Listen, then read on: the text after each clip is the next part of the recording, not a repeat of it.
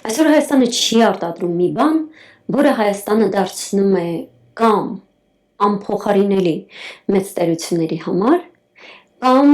գոնե ասենք ինչը կլներ Թայվանի օրինակը,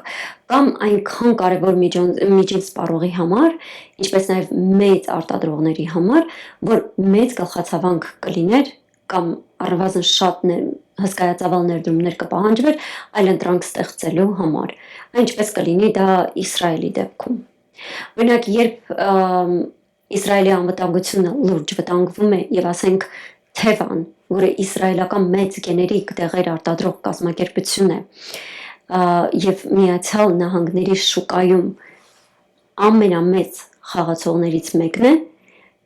եթե Թևան չկարողանա դեղեր արտահանել Միացյալ Նահանգներ, Իսրայելի անվտանգության Իսրայելում վտանգի պատճառով, Միացյալ Նահանգներում գեներիկ դեղերի գները կբարձրանան։ Թևան շատ կարևոր դեր է խաղում Միացյալ Նահանգների շուկայում գնագոյացման վրա։ Դեղերի գները բարձրացան,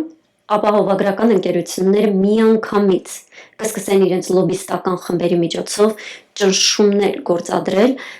թե Սպիտակ տան վրա եւ թե կոնգրեսի վրա։ Միևնույն ժամանակ